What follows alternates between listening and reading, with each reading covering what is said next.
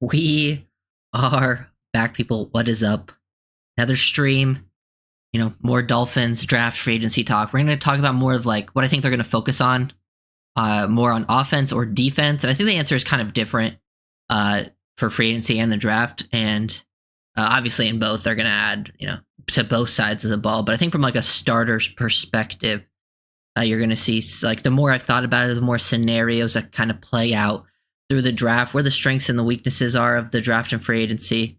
I just kind of see it rolling the way where like free agency, we're going to go into the details, but I think they go kind of offensive, like more offensive heavy in free agency, getting like needs. But in the draft, I think they need to get younger. And I think just seeing where they are picking, like defense is going to get more targeted heavily, I think.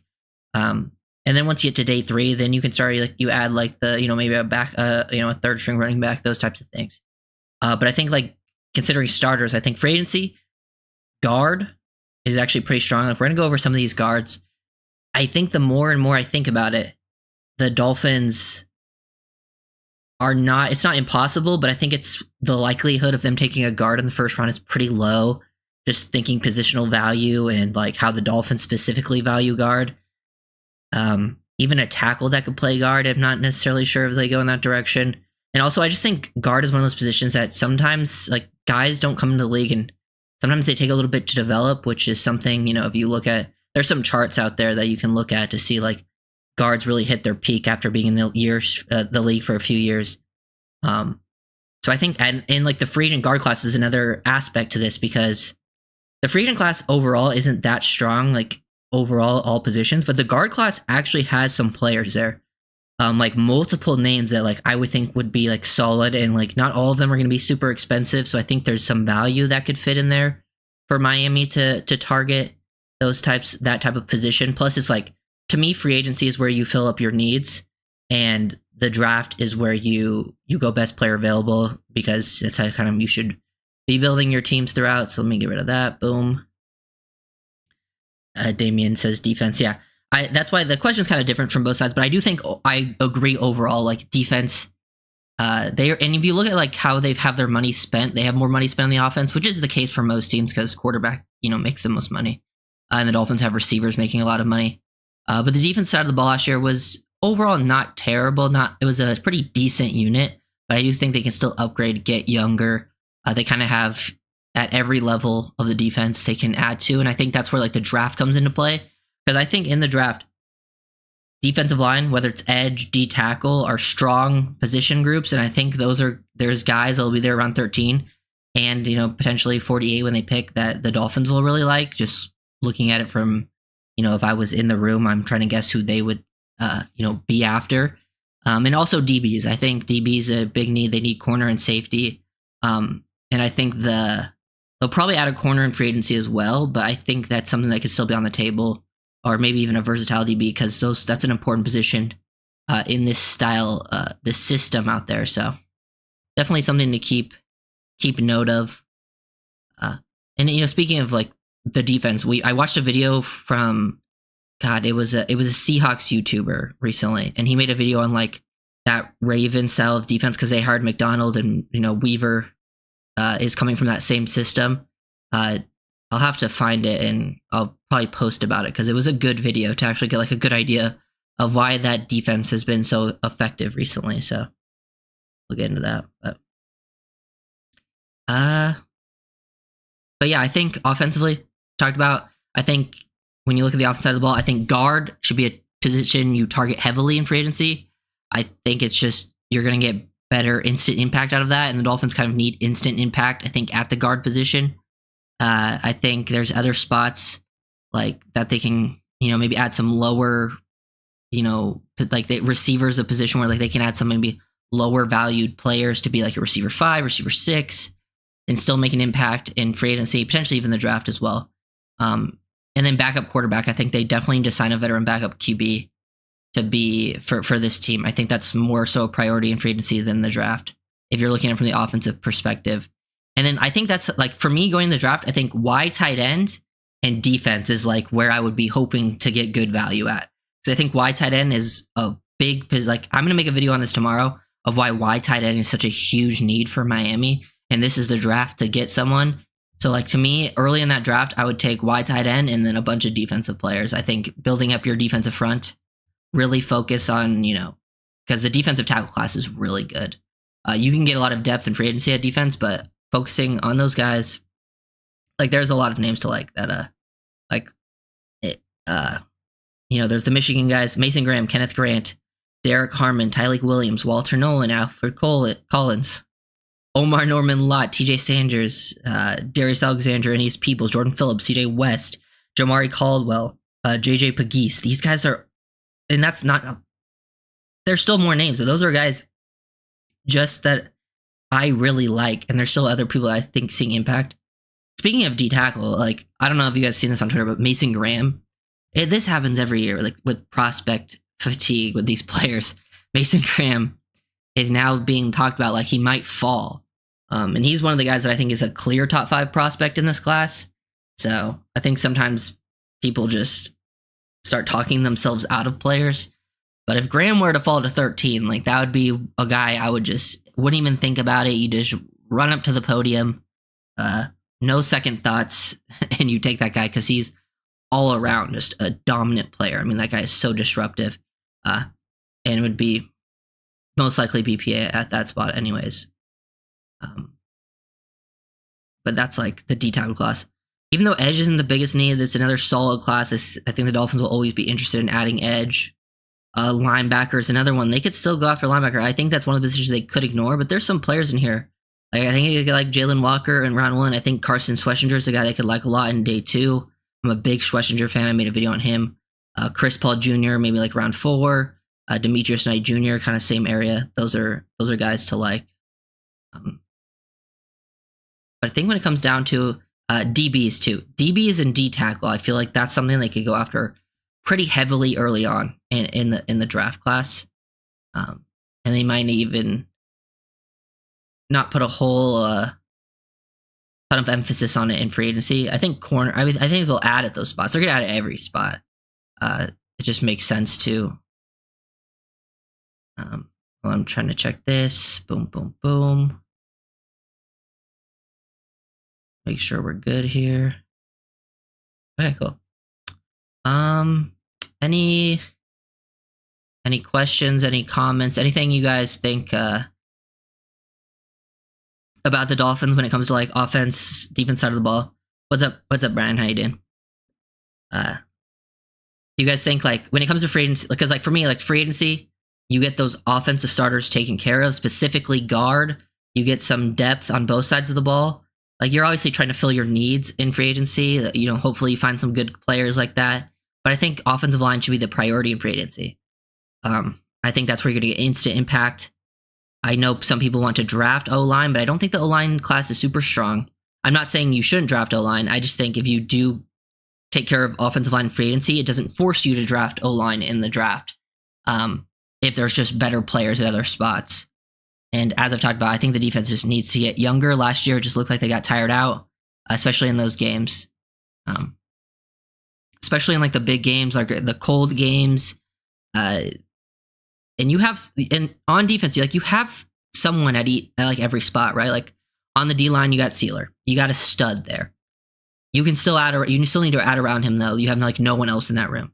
At edge, you got 2. You have edge is probably the one position like you kind of have 3 studs right now. But one of them might not be here because of the cap situation, and Phillips is also coming back from injury. But like here, I'll open up. I'm on over the cap right now. If they cut Chubb post June 1st, which is what they would do, you would save 19.5 million. But there would also be 9 million in dead. If they traded him, it's the exact same thing. Trade post June 1st. Now, if they restructured or extended him, which I don't think they'll extend, but I think they could restructure. Restructure would just save 13.7 million. These are some numbers that they can create cap. If they restructure Tua, they save 19 million. Restructure Chubb, they'll save 13 million. I think those are things that could easily happen. Or they just cut Tyreek because they haven't done anyone post June 1st yet. And then, yeah, same with Tyreek. If you restructure Tyreek, you save 7 mil. But if you post June 1st cut him, you save 15 million. but you get 12.7 in dead cap. The biggest question marks are going to be Chubb, Tyreek, and Armstead, and see what happens with them. But to continue with the rest of the defense, like you have your guys at edge. You have at least one good player at linebacker, Jordan Brooks, absolute stud, but you don't really have anything else with him. It's kind of the same thing with their like corner. You got Jalen Ramsey, so you have like one good player there, but the rest is like kind of question marks. Safety, you also don't have anything. That's why, like, to me, I'm like free agency. I would be like, I would focus offense side of the ball, and I'd also get at least one potential starting safety. And then you go into the draft, just BPA. I think defense side of the ball will fall BPA most of the time, anyways. Yeah. Would you draft a LB2 or sign one in free agency? Any good fits next to Brooks? Neither.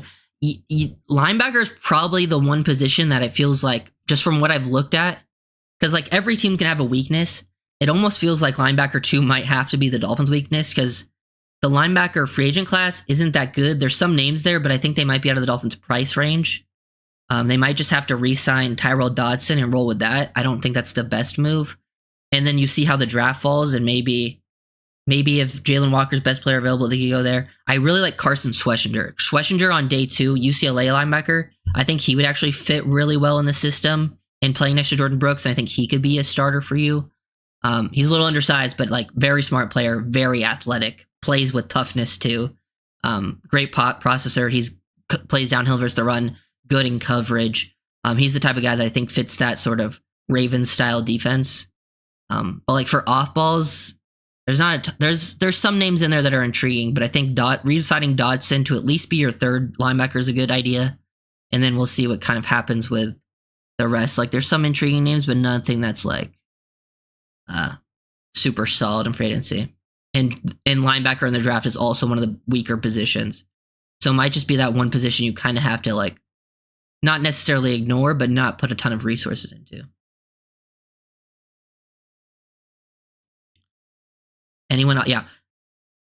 And the thing with corner too, and the thing with Ramsey, like opposite the good thing about having Ramsey is he does give you that versatility. So if the draft plays out to where like you draft, say you sign an outside corner in free agency, so you have someone opposite Ramsey, but then the draft plays out where you draft like Will Johnson at 13 or something like that. Ramsey gives you that flexibility to do that because Ramsey can just play nickel and he can play safety. Like he could be your like, he can play outside, but then when you go into nickel, which nickel is basically base defense nowadays, Ramsey can be your nickel, and then you have Will Johnson on the outside because he's not really a nickel corner. So that's the nice thing about Ramsey is like he can either be your nickel or your outside guy, and depending on who else you add into that system, he can kind of play off that. But yeah, I do agree. Corner's a big need right now.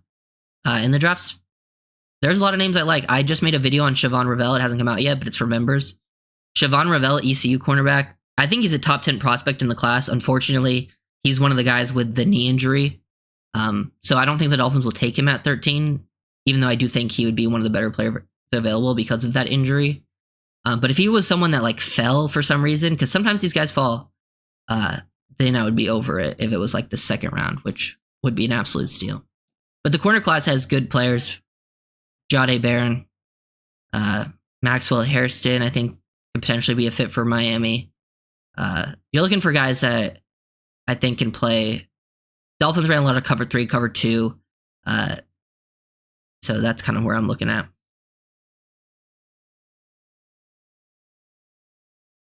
Some real dogs. Yeah, so are you defense side of the ball or offensive side of the ball?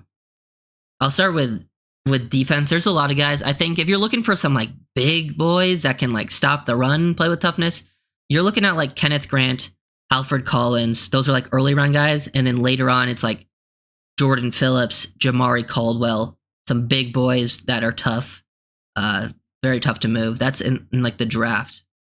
I think for offensive line, like free agency, some bigger guys like Will Hernandez. He's from the Cardinals. He's a bigger guy. If they wanted to go in that direction, that can play with some toughness. In the draft, it would be like, let me see who would be an intriguing toughness player in the draft. Like Jonah Savaiinaea, the Arizona guard, Tate Ratledge from Georgia. Let me see. Kind of where, like, Wyatt Milam, maybe. Anthony Belton. We still Kohu Duck. Yeah, but to me, with Kohu's a restricted free agent. I do expect him to be back, but I think you should try to roll. Ideally, I think Kohu should be like your fourth corner. But I think, with the Dolphins, how many needs and positions they have to fill, he'll probably be your third again. And then Duck, I also think should be a depth guy as well. Like, to me, Duck is a guy that should be like fighting for a roster spot. That's kind of like where I see Duck. But he had to like play a decent amount of snaps last year. Yeah.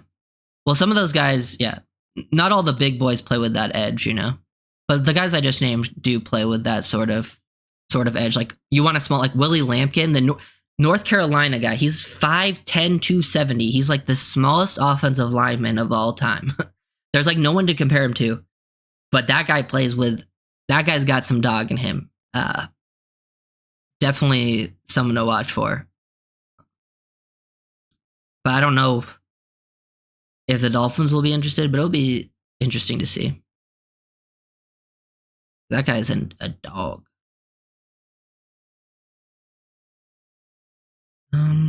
If Mason Graham falls past the Jets at 7, would you matter if the Dolphins move up to draft him?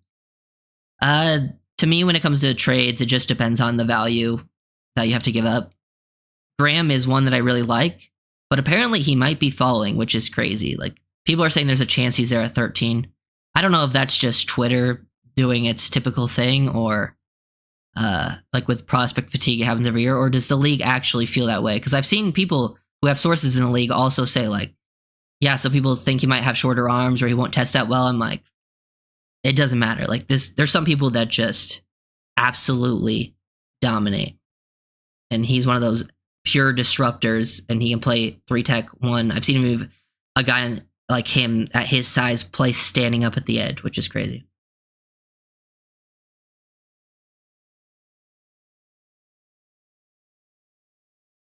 Which is kind of insane. But yeah, kind of how I see. So yeah, I think free agency is like, hey, the early targets, like early people they go after is guards. There's a lot of names there that are potentials. There's a lot of ways the Dolphins can create cap space with cutting post June 1st trades, post June 1st. There's also some people they could just cut straight up. But then with restructures, extensions, and also, like, you have to look how they sign people. Sometimes people are going to get signed to these contracts, but if you look at it like last year with like Jordan Brooks, some of the other players that they signed, like a lot of it was pushed up to the back, and also they added like void years to certain contracts. There's a lot of ways to manipulate the cap. You just can't go too far, because there are certain teams that have gone too far, like the Saints. I think the Browns are another one. The Dolphins are they're not quite there yet. So as long as they don't go over the top, but I do think the Dolphins are pretty good financially overall, like smart-wise in the front office. So we'll see if they can continue that. It's probably one of their bigger strengths with some of the guys that they have. But there's plenty of ways to create cap space. And then, yeah, there's a lot of names in guards that I could literally look at right now. Like James Daniels, I think, is someone that fits the scheme. Wouldn't be crazy expensive. Patrick McCarry, another one from the Ravens. Will Hernandez. Let's see. Then there is even like Tevin Jenkins. They could always re-sign someone like Robert Jones, but I think that should be more like a depth position thing after Aaron Banks, Dylan Radins from Tennessee. He might get, some of these guys might get re-signed, but like there's enough names here where like someone's gonna be out there to at least get one of them, which would be helpful, and then go into the draft with the potential to potentially go after others. But yeah, there's some decent names here.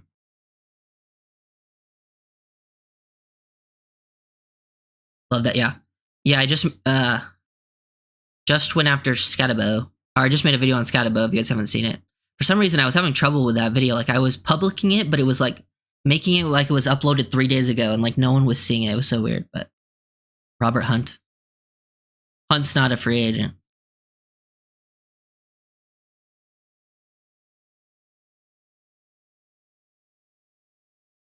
Does Jackson Hawes have any hands at all? Yeah, I've seen him make catches. The video I posted on him, yeah, he didn't have any catches, but he can. It's not like he's just a 6 offensive lineman that isn't gonna like. He's a guy that can make catches versus. Like, he's not gonna get open like versus man to man, but like he's a guy that can find soft spots versus zone, make some impact plays that way. Let me see if I can find any just off the top. Everything I have right away is blocking. But I did find other games like recently of Jackson Haas getting some stuff as a receiver, and he looked more natural than I expected. So I don't think he'll ever be like a big impact as a pass catcher, but I think he's a guy that you can give dump offs to. Like, it's not like he's gonna be worse. Like, if he were here, it's not like he would be worse than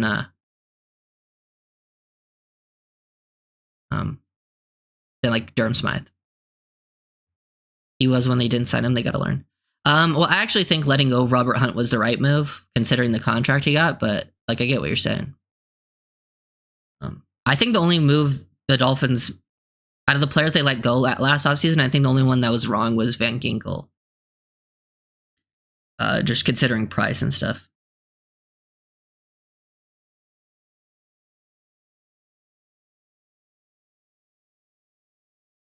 Yeah. Well, when I made that video, I didn't have every game on Haas, but then I got more games from Jackson Haas, and I remember watching it, and I'm like, oh, he actually got used as a receiver sometimes, at least in these other games.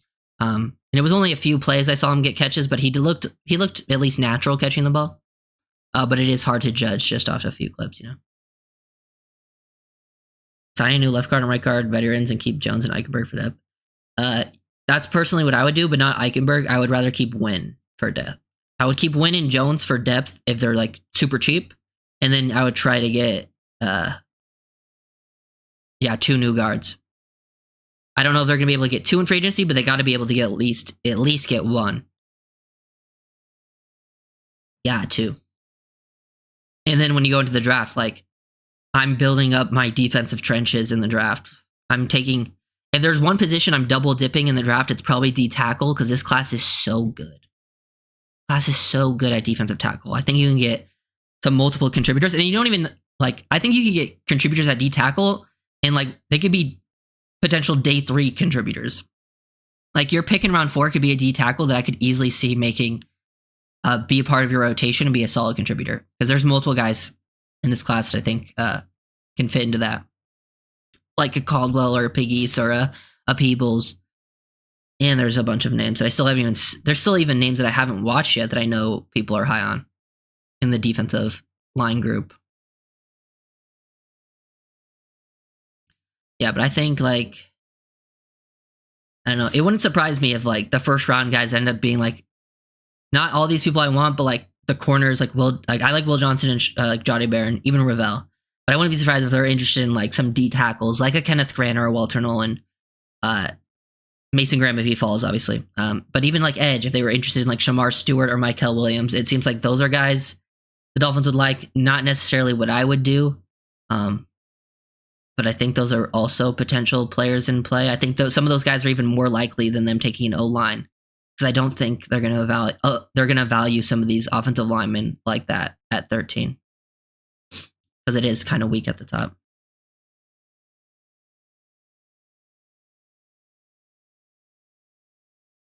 Oh yeah, I like both West and Peebles a lot. Bro.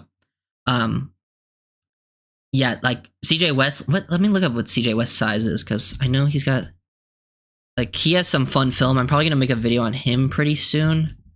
But let me see his size.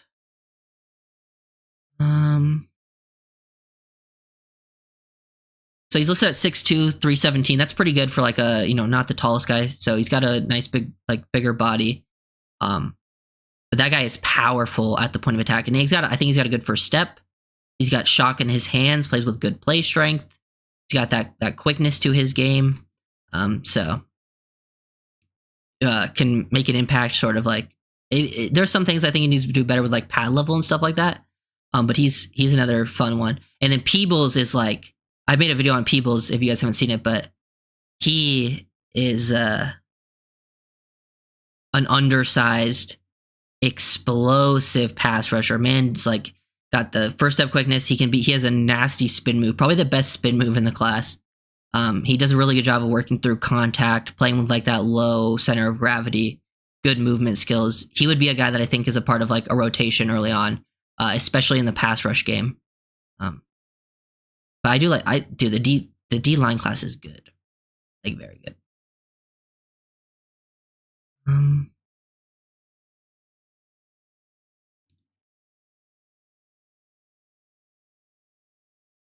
This is a draft for us to load up on defense, D tackle, edge, safeties, and linebacker, fix the O-line. Yeah, O-line and free agency. O-line and veteran backup quarterback and free agency for sure. Those are like you have to go after.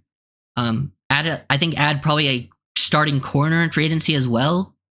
I think would be a smart move. You could still draft corner, but I think adding a starting corner would be a nice move in free agency. Also, probably a safety, like maybe a lower end safety that could start, and then go into the draft like. You get your depth D lineman in free agency, and then like go into the draft, take multiple D line. You could be a linebacker. We'll see what happens. Definitely take DBs.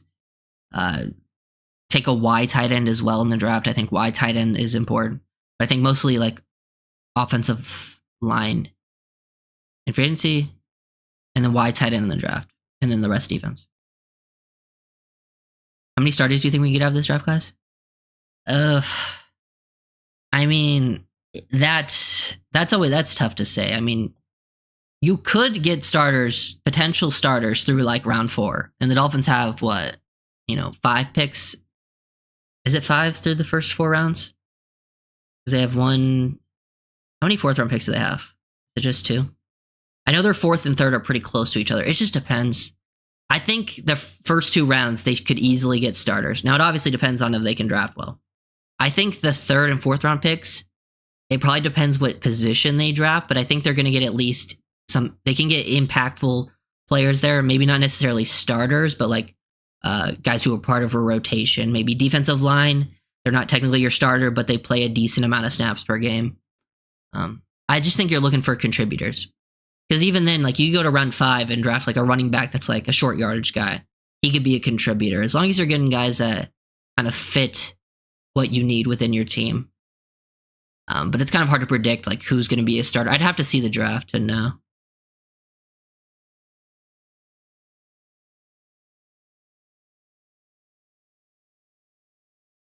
Ryder, if the Finns stay at 13, he should be the top targets. To me, all should be dogs who can play multiple, i.e. Kelvin Banks. Well, Darian Porter is in a pick at I wouldn't take Darian Porter until like, I know you're just using him as an example, but Porter's like a day 3 guy in my opinion. But to me at 13, I think there's a lot of defensive options like that I mentioned earlier. And then I think Y tight end with Tyler Warren. So I would say Tyler Warren. And if they also want to go O-line, I think Armand Membo is a good option because he can play right tackle and guard for you. He's another name I think to look out for. If they wanted to go O-line, Membo is the best option and most realistic. And then defensive line, I think both Kenneth Grant, Walter Nolan, Mason Graham, if he fell were in play. I think they're going to like Stewart and Michael Williams. I don't think I would do that, but I think that's someone they would be interested. And then corner, I think Jahdae Barron, Will Johnson. And Jahdae Barron's a guy that can play multiple positions. He can play everywhere in the secondary. I've even seen him play dime linebacker, mug the A-gap, drop in a coverage type thing. Focus period. Yeah, Anthony, I talked about it, like I think free agency, you fix the O-line. For sure you fix the O-line.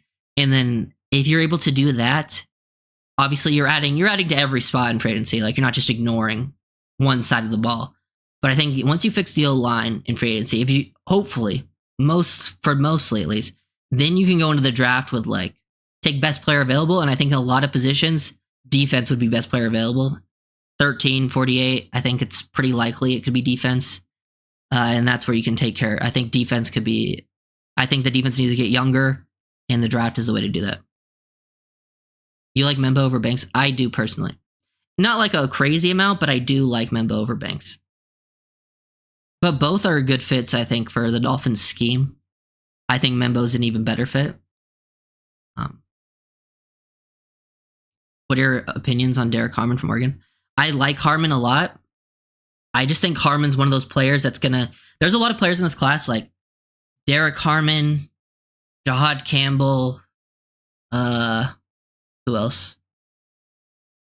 Tyler Booker. These are players I like, but I think they're just gonna go between when the Dolphins pick 13 and 48. So unless they traded back or they traded up, I think those players are just like they're not gonna have a chance to get because it's a little too early to take them at 13, and then I think they're gonna be gone by the time it's 48. But Derek Harmon's a big boy that like got better as the season went on. I feel like he got better every game, got more comfortable, and he's very explosive for his size. Very explosive. The D tackle class is good.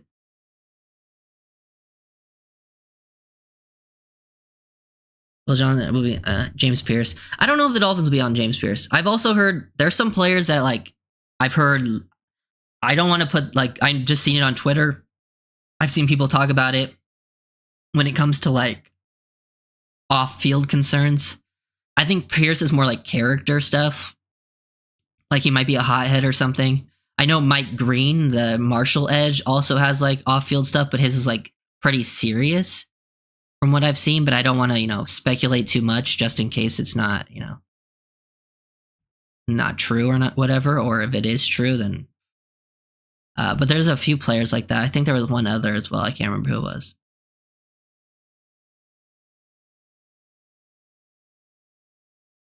I haven't heard a lot about Radledge from Georgia, which I don't understand. He's a pure guard. He's powerful, decent. You know what it is, Alex? I think when it comes to those types of guards, I think one guard is just an it's an undervalued position. Like they don't value it in the NFL a lot.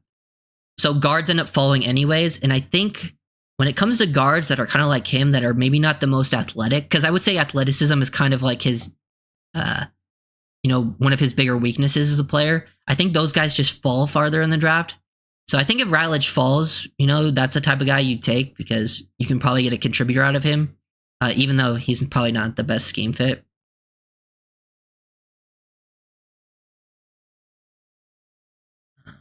Ryder, I'm predicting there's going to be a trade between picks 10 and 13 because it seems find us that are desperate for a safety.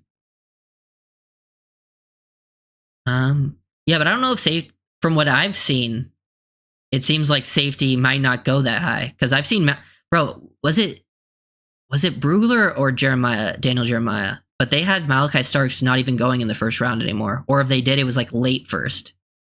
So safety might not even go before we even pick. And I don't think the Dolphins will necessarily take safety either. That's interesting.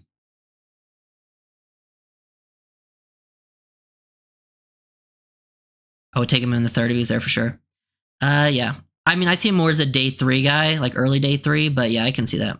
I mean, plus the Dolphins third. That's what I've seen people get mad when you take a player in round 3. Like, we need to take this. You don't take that until later, but it's like the Dolphins round 3 and round 4 pick are only like 17 spots, or it's like 16 spots apart. So it's really not that far because the Dolphins round 3 pick is at the end, complete end, because it's a comp pick.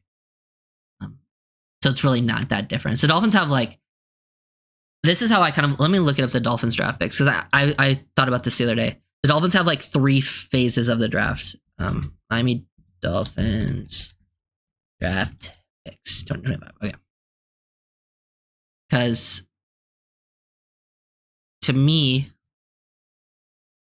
the Dolphins kind of have the draft in 3 phases. It's the first 2 picks, 13 and 48. 13 and 48, in the first 50 picks, you have 2 selections. Those are guys in this draft. Like 48 is like the strength of the draft, in my opinion. Like that 20 to 60 range is the strength of the draft. So you're trying to get 2 contributors, solid contributors for your team. Then the 3rd round pick, since it's so late, the 3rd to 5th is the 98th overall. Then they have the 114th, the 134, and the 150. That's sort of the next phase of the draft from 98 to 150. You're that's only, basically 52 picks. You have 4 more picks, for the next 52 after that. I think the Dolphins, this is where you're trying to get guys, for the most part, who can at least somewhat contribute.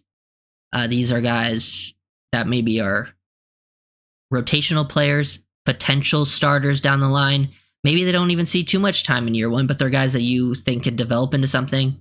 And then after that, or it's to 155, my bad, because the Dolphins have 2 5th-round picks. So 98 to 155, they have 5 picks. And that's like the second phase. And then the third phase is you have 3 7th-rounders, and those are like guys you're trying to take that you are thinking about taking as UDFAs. Maybe someone falls that was injured, an injured guy you throw a dart on, or it's a guy that maybe had some off-field issues that you throw a dart on, or these are just special teams contributors at that point. So that's kind of like the 3 phases of the draft. And honestly, that middle phase is pretty important. You got 5 picks, and you can find contributors there.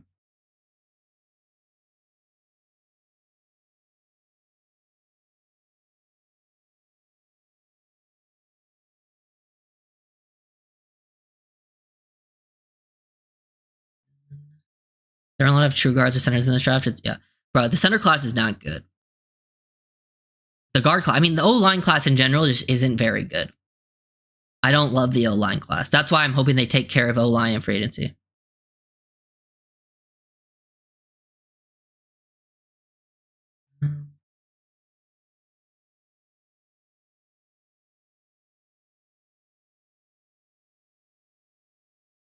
But yeah.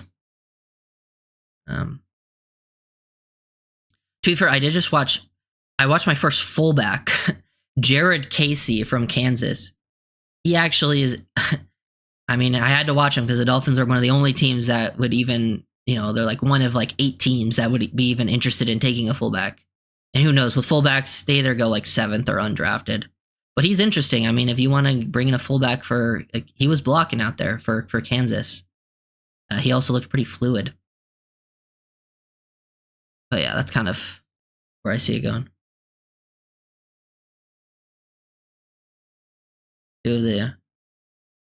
Bro. Yeah. Ole Miss D-line is legit. Ole Miss has a bunch of players on their defense that are going to get drafted pretty early, especially on the D-line, because they got Ivy, Pegues, Nolan, and Princely that will all, I think, get drafted in they could all go first 100. Some of them might go a little after the first 100 picks, but pretty close.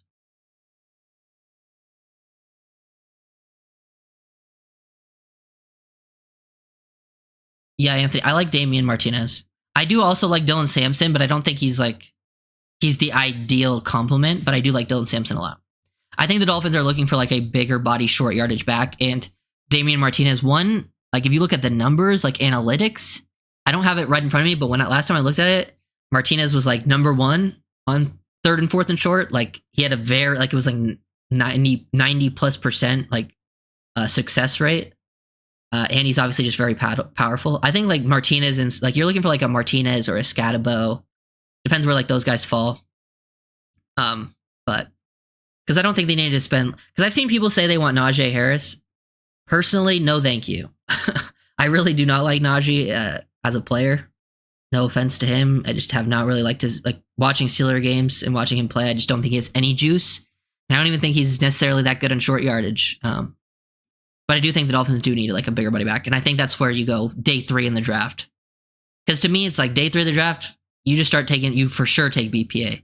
I'm BPA always, but in the 1st and 2nd round, sometimes it's BPA, but there's a few options that are pretty close. And you discuss it, you consider okay, what's the best player for the Dolphins specifically? That's why I try not to do the rankings too much, because I've seen people discussing who's better, Tyler Warren or Colston Loveland, right? Now, if I was just going purely based on what I like and personal preference, and someone else was going, I can understand why they would like either, but if I was looking at it from the Dolphins perspective, a team perspective, and I think the answer would be different for each team, because each team values different traits and different things. It would be Tyler Warren easy for the Dolphins. But if it was another team, I could see why they would prefer Loveland. But Loveland just doesn't fit exactly what Miami does, because they value, different traits. Is Jahdae Barron CB2 in your opinion? It depends, Miggy, if you have Travis Hunter as a corner or receiver. Because I have them all, to be fair, corner is the position I have the most 1st round grades on. And Siobhan, like, it's tough because based on film, I have Siobhan Ravel Jr. rated very highly, but like I would put Barron over Ravel because of the injury. But if I was going based on film, I might have Ravel over Barron, but I really like Barron as well. If you have Travis Hunter as a receiver, then yeah, I'd have Barron as CB2. If Hunter's a corner, then I would have him as 3. But I love him. He's a great player in this class. And he's a great scheme fit. I think I think Weaver will really like him. He's very good he's very good at leveraging routes in zone. He's like one of the better corners at like squeezing routes in cover 3 too. I feel like the Dolphins gave up so many in-breaking routes when they were in cover 3. Their corners would just play super soft. I feel like Barron's one of the few guys I see like squeezing those and making plays at the catch point. And he can also play nickel. He can play safety. I've seen him play linebacker. I've seen him do everything.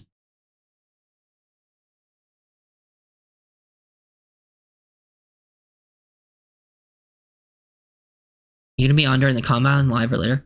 Yeah, I'll probably do the combine. I don't know if I'll do it during the combine or after, but like I'll probably do a mix. Maybe one of the days I'll be live during the combine. Maybe I'll go live after some of the days, and we'll discuss people who have like, raised their stocks, hurt their stocks. Maybe if the options change at all for Miami, but because the Dolphins do value specific, I think like prototypes. There's certain things they value, so we'll have to look into that too.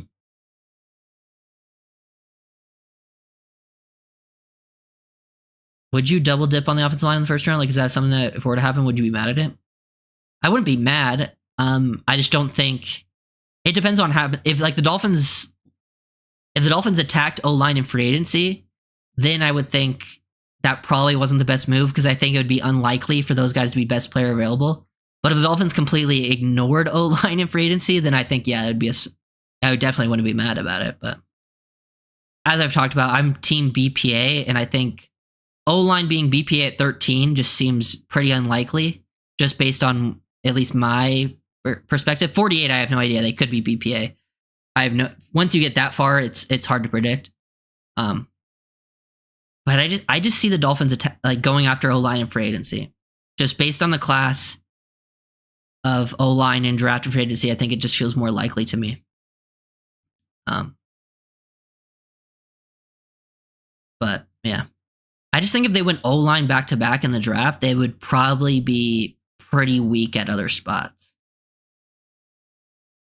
But who knows? I'd have to see what else they would do. How do you like Kobe Bryant? He's a dog. I like his competitiveness. The Kansas corner. I like both Kansas corners' competitiveness actually. Do I have my notes on Bryant? Where is he? But yeah, he's a super competitive player. Plays with some pretty good instincts. He had a good Shrine Bowl. But yeah, I don't mind him. He's a guy that he's undersized. I think he probably goes he has good ball skills, instincts.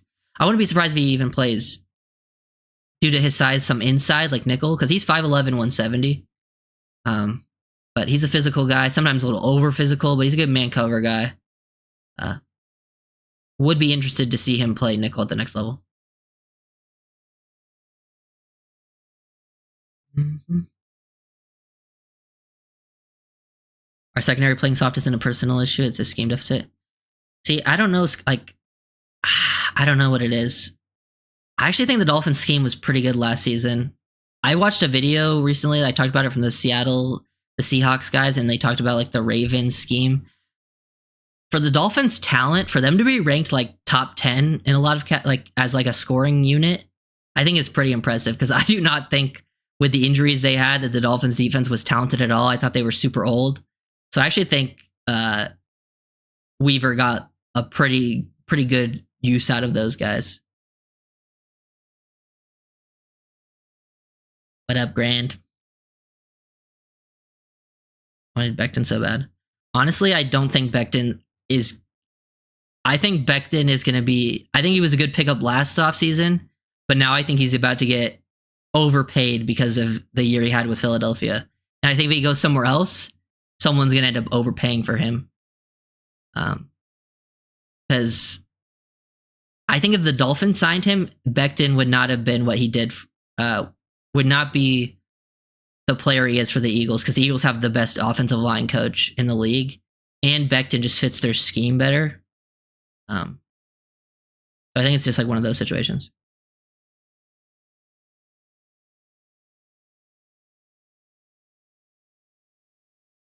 How do you feel about tight end Arroyo from Miami? Arroyo is a very good player. I don't like his fit for the Dolphins, though. Yeah.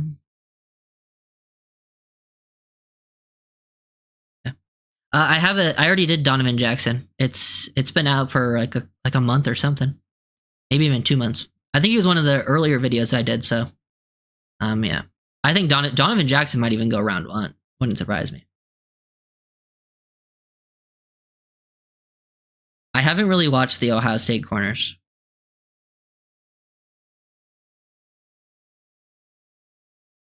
Oh yeah, I do think Becton would have been cheap. It would have been a good pickup last year. I do not think the Dolphins should be involved with Becton though this year, because he's about to get overpaid for his performance. But shout out Becton though. He seemed very, he deserved to win that Super Bowl. He seemed emotional about it, and I was rooting for him. Did you see my list of Dolphins players that you asked who you should do a vid on? Was it on the Jordan Brooks video? I don't think I saw it. If you recently posted it, no, I don't think I got. Oh, here it is. Why didn't I see this? Storm Duck, Elijah Campbell, Benito Jones. Yeah, I might. Yeah, we'll see. I'll probably do some of these guys, especially if they re-signed Benito. I was forgetting who was I going to do next. I think next I was going to do Brewer. I was going to go through like the guys that I think are like, big contributors here next year. And then after Brewer, I just didn't know what to do. But yeah, I might do it on some of like the free agents.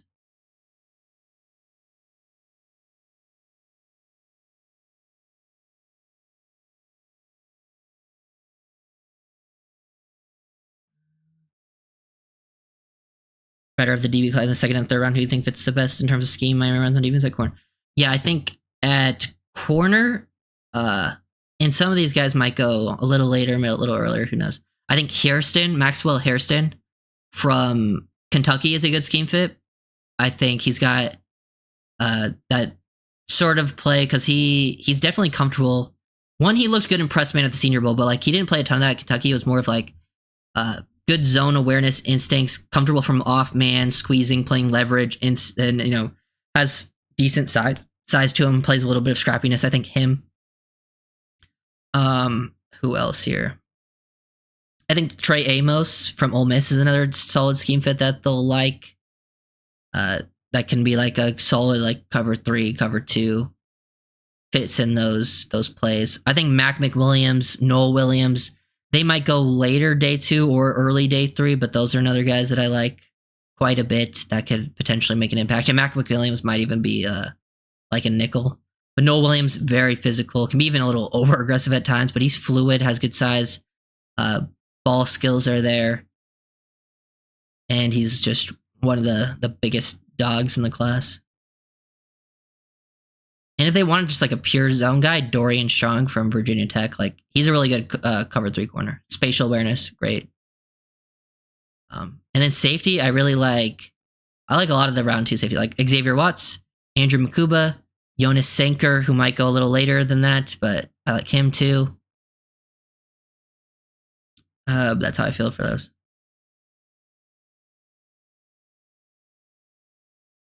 Right, I can read, but I did not. Honestly, I don't remember what I think I remember seeing it on Twitter, but I don't remember the exact players, and I don't remember loving it. But I mean, I think I remember him. He took Starks at 13, right? Yeah, I'm not super. I think Starks is going to go later than that. I don't think the Dolphins are going to take him at 13. Has Jalen Hurts become overrated in your opinion? I think he's become overrated by Eagles fans, but like for most fans, I don't think they overrate him. I think Jalen Hurts I've talked about it. I think he's a solid NFL quarterback that is in the best situation in the NFL, and he's a perfect scheme fit. And to me, this is why I don't love doing, like when the people do like QB rankings and they try to tier everyone against each other, it's like, Like if you go like Dolphins versus Eagles, right?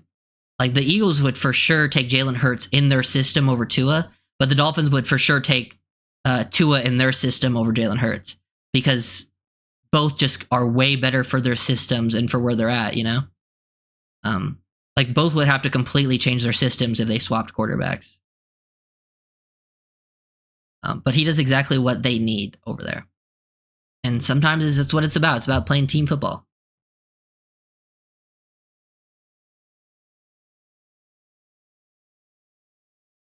I don't. Yeah, I don't remember seeing the full thing. I don't know what it was, but I don't remember loving it. But I think even he admitted that he hasn't really watched a bunch of those guys. So I think he was just going off things he'd heard. So I take all that, take it with a grain of salt. Like, let's see if I can find it. Is it this? Okay, so he took Malachi Starks, Gray Zabel, Shamar Turner's, Munden Jr., Kyle McCord, Buchanan at linebacker, Craig Woodson. Yeah, I mean, it's just, I mean, it's not like it's that unrealistic, but for like a mock, usually in mocks, like mock drafts should look like crazy. Like, I don't care for the Turner pick at 98. McCord's a good fit for the Dolphins, but like as I've talked about, like QB's just one of those positions I might just ignore in the draft and just pick up a veteran in free agency. Out of the late round guys, I like his last pick, and Zabel's solid at 48, but I don't. The rest of the draft is like whatever.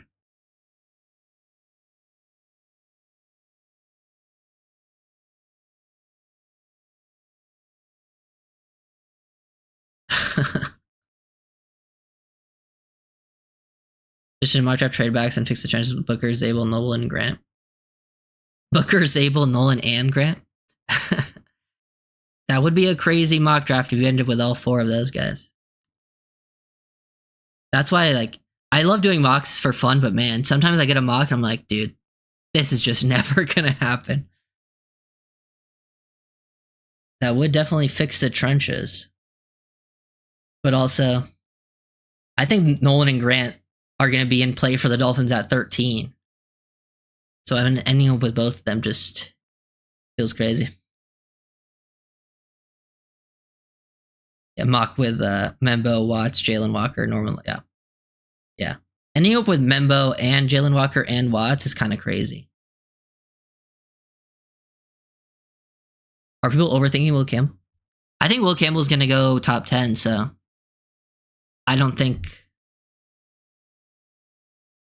know. I've seen some people overthink it, but I don't think he's like the whole community's overthinking him. Could QB Jackson Dart fall to the Fins in the second round? He could. I think he should. Personally, I'm not a Jackson Dart fan.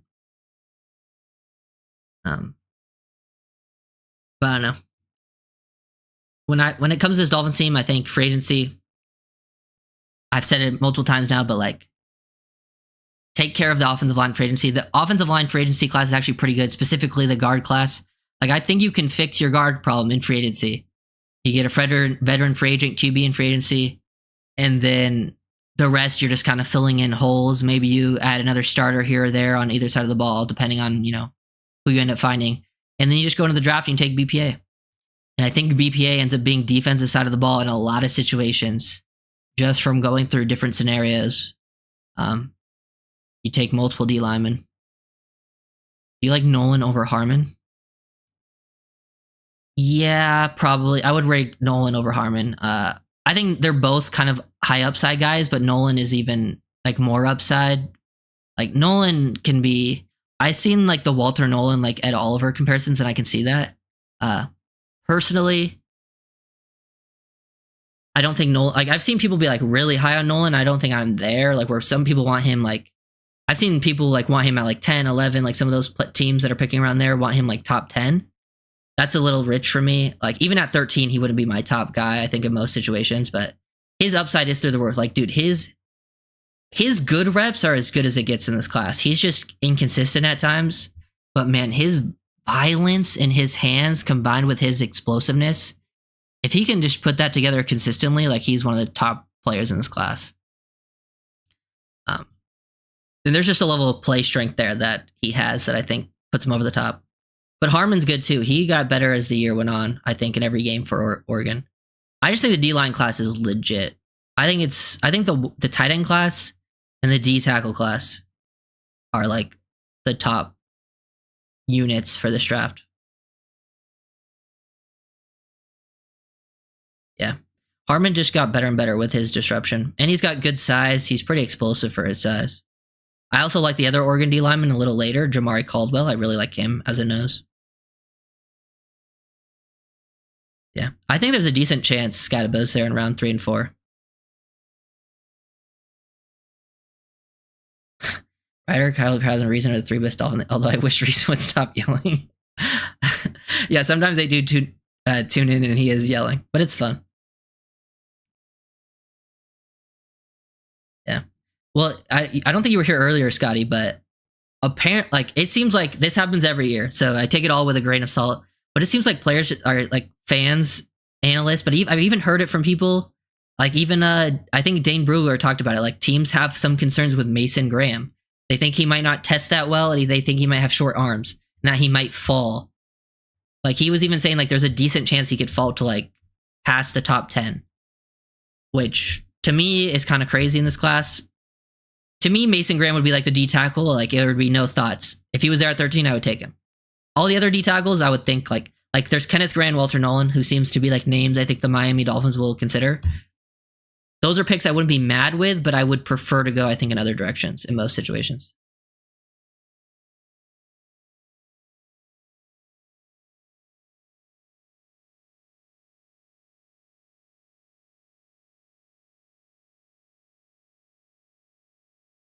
Yeah. Yeah, Javonte Williams doesn't have that. Javonte was good in college, but ever since he tore his Achilles, he never quite got back up.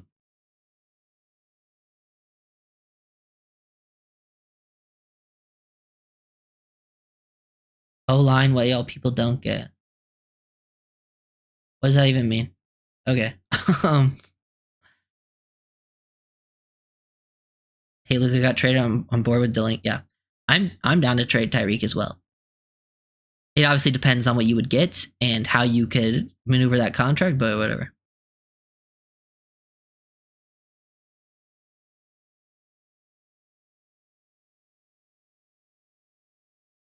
I don't know.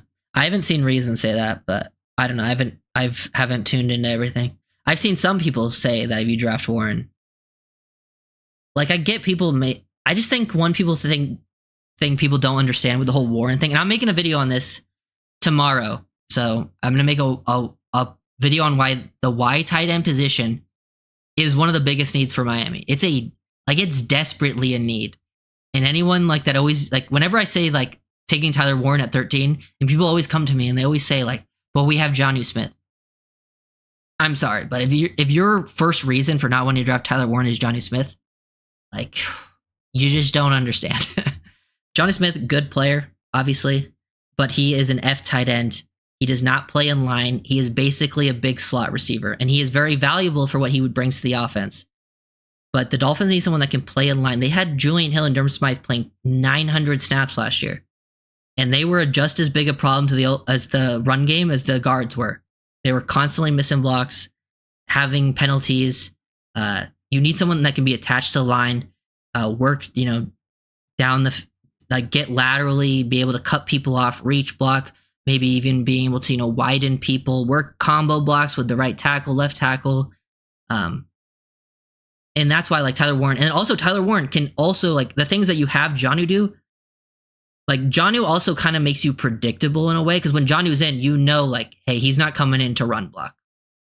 Jonnu is going out there to either get some, run some routes. Maybe he can block out wide versus DBs. But he kind of it kind of made you predictable when you had the sides. But Tyler Warren can also do that stuff. You can give him design touches. He's powerful with the ball. It allows you to be more versatile. Plus, he's a guy that you can give direct snaps to. I don't know. I just think It's a huge, huge need. How do you like Terrence Ferguson? I like Ferguson. Yeah, to me, like if you don't take Warren at 13, there's other options. Like the tight end class is really good, but a lot of these names aren't exactly fits. Like I think the other wide tight ends are kind of like Gunnar Helm. I think Terrence Ferguson's one, Mason Taylor, Jackson Hawes. If you're going for like pure blockers, there's some other guys that are pure blockers like that. But then there's other tight ends that are like they're good players, like Colston Loveland, Elijah Arroyo, the Harold Finnan Jr.'s, like all good players. Like, and Colston Loveland might go first round. Elijah Arroyo might even sneak up there as well. It's just they're not the exact. I see them more as big slot, like vertical seam pressing tight ends than I do as like true wise. So I don't know if they would be the best fit for the Dolphins, but they're really good players.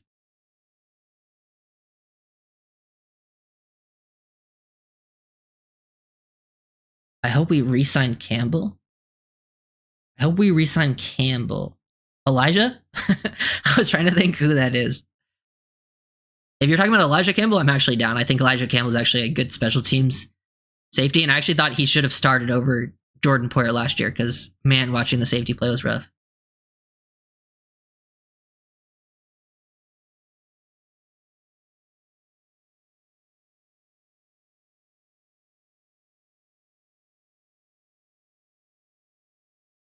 Oh, yeah. Hey, oh, good thing you mentioned Tyler. I think it's Tyler Shuck, but because I actually want to talk about because I've seen his hype go through the roof. I've seen people put him like super high in the draft now, which I think is a little bit crazy because he played 7 years in college and he's 26 years old. He was actually like in the same like I think he started at Oregon with like Penei Sewell and Javon Holland in that same high school class. Javon Holland's now a free agent, and Javon Holland's younger than him actually. But he's 26. He does have some of the best film I've seen, but like to me, he was the type of guy that I watch and be like, oh, he'd be a fun guy to take on day 3. But now I see him get pushed up so high. That's what I see with almost every QB in this class, though. Like I don't know. I don't really like any QB in the class to where they're rated. Like I think they're all getting pushed up. Even the top guys. Like I have Cam Ward as QB1, but I even think he's like getting pushed. Like he's a guy that like I think should go first round, but like he's not a guy that I think should go, number 1 overall. But in this class, it's probably what's going to happen. Pretty much. But that's what happens most years, anyways. I'm actually very big on Arroyo. I think he's going to be best. Oh, I think Arroyo is very good. I just don't think he's a great scheme fit for the Dolphins. I think someone's going to get an absolute stud route runner that can, spread the field. Like if the Dolphins didn't have Jonnu, I wouldn't mind going after a player like Arroyo. But I just don't see Arroyo as like an inline blocker guy. I don't think he quite has that in his bag. He has the size for it. I just haven't seen him actually really do it. Yeah. Would you draft Owen Worry in the second round? I wouldn't be against that pick. It wouldn't be. I wouldn't say I'm super high on him, but he does have some very good film and coverage. Like one, he's a big guy. Like he's very long, lengthy, athletic in coverage. He has good instincts in coverage. My biggest problem with him is he just doesn't have. He misses a lot of tackles and he doesn't show a lot of want to when it comes to getting involved versus the run.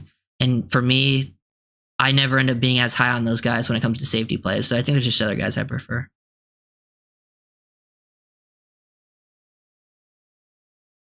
Gadsden's like he's another guy that's like doesn't necessarily fit Miami because I see him as like basically what Gesicki was. Gesicki was like the worst scheme fit imaginable for McDaniel's system, and Gadsden's kind of like in that type of skill set where you're just like a long seam stretcher. But yeah.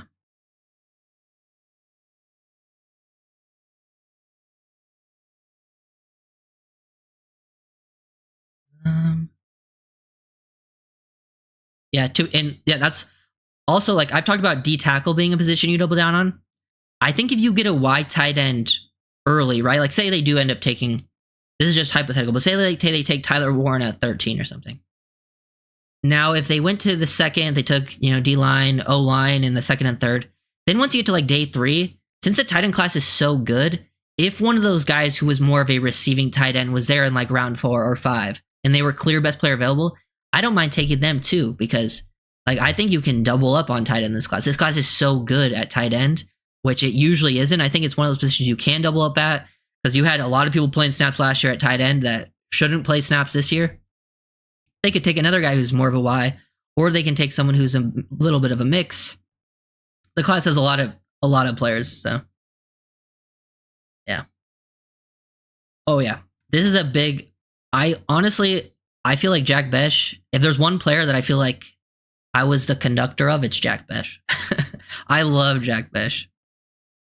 I think he's gonna climb too high though. Where like, if you wanted him, you probably have to take him in the second round, and I don't know if the Dolphins are in a position to take a receiver that early. But I do love Jack Besh, and he's another player that would kind of do a little bit more than just being a receiver. He would add that element of a dog. And also, like, think of how the Rams use their receivers. Like, they get involved a lot as, like, blockers. They insert, they run duo. And the Rams are, like, McVay, obviously, is from the Shanahan tree. But McVay and McDaniel go in different directions with how they run things. But I do think you could potentially... They've stolen some things from each other. Like, the Rams have stolen some of the motions we use. If we can steal some of, like, their receiver usage, if we get a big receiver and, like, we can insert with some blocking... Because Besh is a former tight end. Like, he played tight end at LSU. And he kind of fits exactly what you're missing in a receiver. So if there was one receiver that I would really want, it would be Jack Besh, because I love Jack Besh.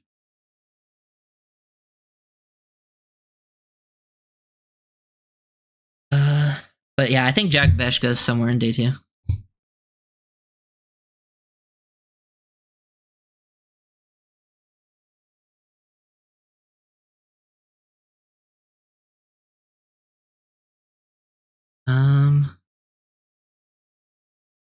Can you talk about here? I have the O-line free agency picked up right here.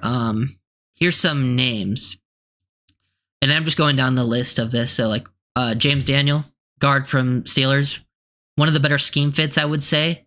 And he's 27 right now, so it's not like he's super old. We'll see. I think he's had the problem. I think some of these guards have is some of them do have injury history. Then there's Patrick McCarry, Ravens guard. He played tackle even for the Ravens. He's definitely a better guard. Shout out Patrick McCarry. I played against him in high school. He's also 27. Will Hernandez from the Cardinals, 29. Bigger guard, also has some of an injury history, but he is a guy that goes out there and moves people and is actually pretty solid in pass protection. Then there's always someone like Dalton Reisner. There's Tevin Jenkins. He's 26, almost 27. He plays with like a little bit of a nasty streak. He's from Chicago. I'm not sure what he's going to get paid. It's tough to predict what some of these guys are going to get paid. Aaron Banks from the Niners. He's someone I think that will be in play. Dolphins. I mean, Niners run a very similar system. Dylan Radins. I don't know. He'll probably get re-signed if I had to guess, but he's someone else that could be considered. There's like just a decent amount of names. Like most positions, you go through and you see like maybe a couple names. And then like there's also still a lot of names here like that I don't know a ton about because it's hard to keep track of every free agent player. That's why like I usually wait to break down film on free agents until we sign them because free agency changes so much. People get re-signed. So it's hard to keep up with everyone, but that's a lot of names just from like that I at least know. Also, like I think like Will Fries from the Colts, I'm pretty sure is another free agent.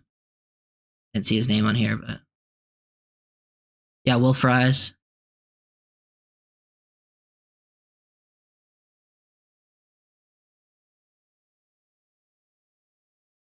They say 10 mil for Jenkins, but who knows? Yeah, I mean I don't know. I just don't know how much the Dolphins are willing to spend on guard. I think they're definitely willing to go after it, but I don't think they're willing to spend big. I still think they're not going to like super value the guard position in draft and free agency. I do think they'll try to upgrade, but I don't know how much.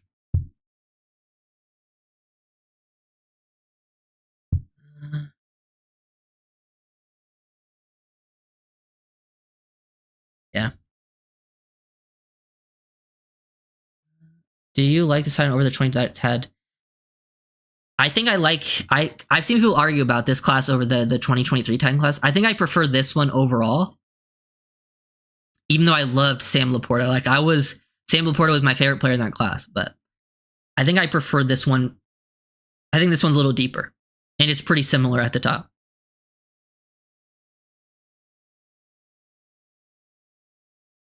I do agree. I would love to see them get 2 guards, but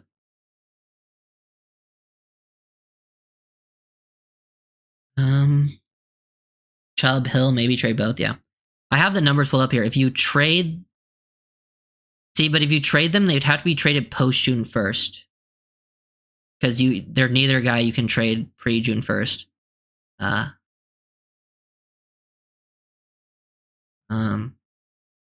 But yeah, they would have to trade Tyreek post June 1st for sure. They can't even cut Tyreek post June 1st because they would have 40 mil in dead cap and only save 12 mil.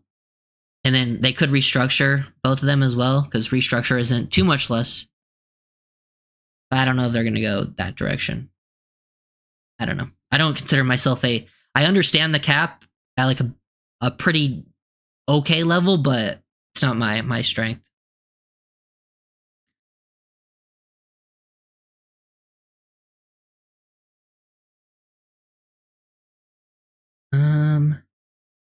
Yeah. That's what it's tough with the O-line, like with the injury stuff. Like we know they're not like I think it is good to sign guys that don't have an injury history, but like sometimes it just comes down like to the value of things. Do people get pushed down with their value and you hope you get lucky? But when everyone that's like a decent player has an injury history, it's like, what else can you do, you know? But they could. I don't think they all do. I do like the idea of some of these guys. I don't know if Makari has one. James Daniels, yeah, I like him as well. And he's also a good scheme fit. Yeah, Trey Smith. I didn't even mention Trey Smith. He's just too expensive. And he's going to get more. I think he'll get more than what Robert Hunt got last year. And we didn't even re-sign Hunt. Yeah, that's why I think Daniels is pretty likely because the Steelers drafted so many O-linemen last year.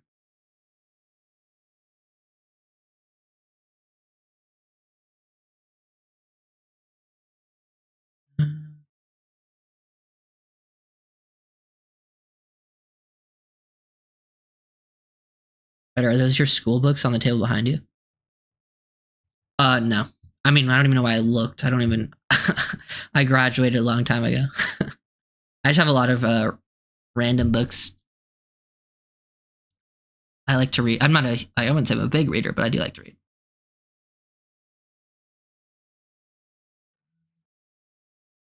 This year's a good year. The only problem is when it is a good year to trade down, that means teams are less likely to want to trade up, you know? You just have to get lucky and hope someone's desperate if you want to trade down, which is not always the case. Yeah, Barch is interesting.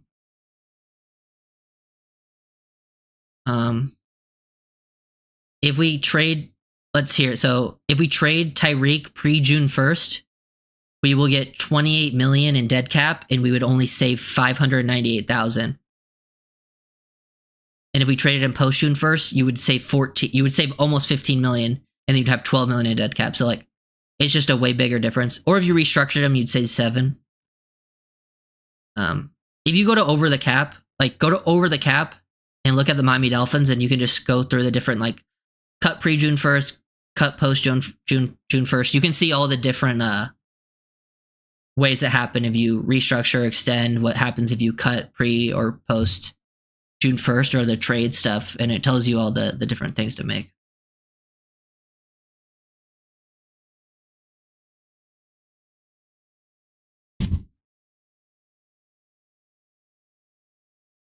When is your next mock draft? Monday. I think I'm gonna do a mock draft like video every Monday. That's at least the plan. So I'll have that on Monday. And tomorrow I'll do like a wide tight end video because I've had a lot of pushback on. Probably the most pushback is when I take Warren. Like on that mock draft video, the first mock draft I did, when I took Tyler Warren at 13, oof, the comments were crazy. I have a lot of comments on that video. Probably the most ever because it was just me arguing with people in the comments about taking Tyler Warren. And I think it's fine not to want Tyler Warren. It's just the reasonings being like Jonnu Smith. That's like, no, doesn't make any sense.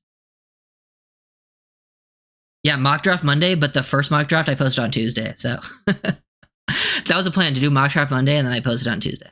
But the second one was on Monday.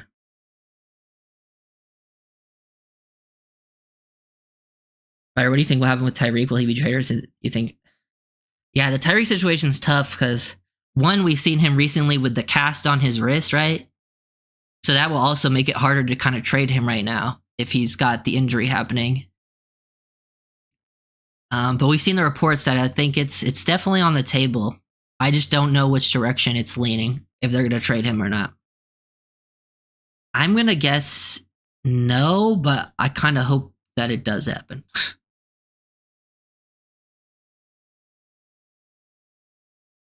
I just think it's the reason I'm mainly saying no is because of the contract stuff. And even if they trade him post June 1st, it's not like it's super ideal.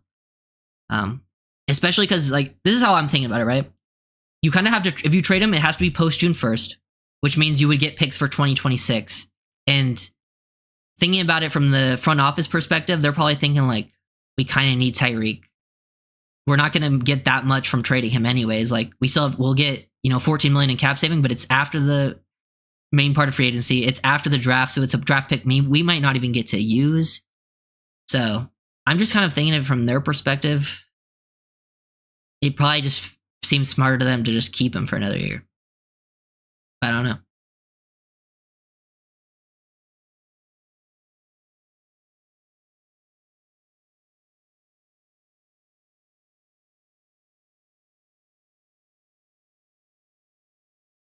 Yeah.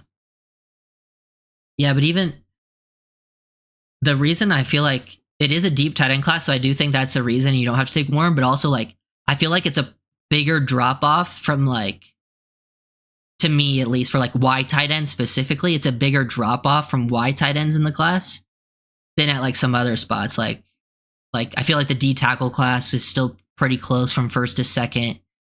Even the O line class, I still feel like you would like, if you took O line in the second, I feel like it'd be closer to O line in the first than a wide tight end in the second would be. Because I think the tight ends that are close to Warren are more so like not necessarily, like, they're more of like a mix. They're not even necessarily Fs. They're more like big slots that can play a little bit of inline, but not to that level. Because it's like Loveland and Arroyo are like, because to me, Loveland is like a really good route runner, and he has some ability of blocking in line, but he's not quite really a Dolphins player, because also he's not a great yak guy. I think the Dolphins really value like strong players after the catch on the tight end position. Like, look at what, like, George Kittle, Niners Shanahan system. George Kittle is like the ideal tight end for that type of system. Yeah. Or maybe you should. Yeah, that's basically what I'm doing tomorrow, Grant. I'm going to say like why the Dolphins tight end, like why the wide tight end position is such a desperate need, and then I'm going to show clips of Durham Smythe and Julian Hill and Jonnu Smith to be like, even the positive reps of Jonnu Smith, like, hey, like, he's very valuable, but this is not the exact need of what they need at wide tight end, And I'll show some of the negatives, positives, mostly negatives from the Julian Hill and Durham Smythe, just to show why it's such a big need. And then I'll show the positives, what Jonnu Smith brings, but like why it doesn't exactly translate to the other spot.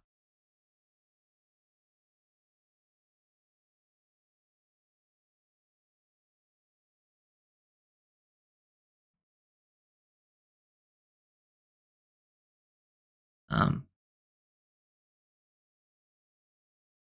um, yeah. Any final questions? One would change the fourth to.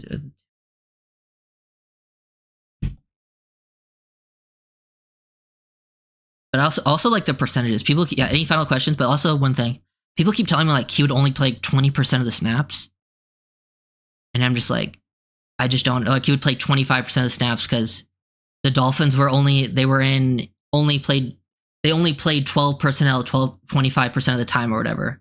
And I'd be like, that's not how math works. That's like, you're just considering straight up, like, if the Dolphins were in 11, they only had Jonnu Smith on the field. So you're thinking when they went to 12, they would only have Warren on the field in 12.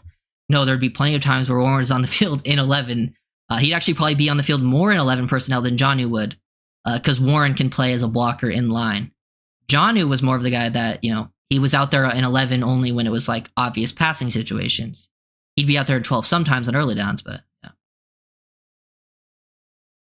I'm like, the math ain't mathin' for some of these people.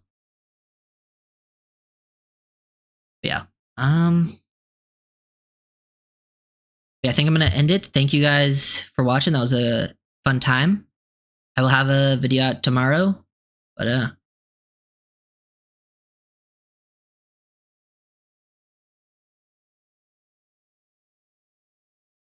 rather than don't be that, but that is why I do some of these top 10 lists. I like to separate free safety. Yeah. No, I definitely get that, Grant. I just think it is tough when you separate it too much to actually even get 10 guys. Because, like, is there even enough safeties to do, like, a top 10 strong safety or free safety? Because once you get to, like, the end, it's like, you might even get to some, like, very late or even undrafted guys. And, like, that's why it would be tough to do a top 10, like, Y tight end. Because I don't even know if you could find 10 Y tight ends in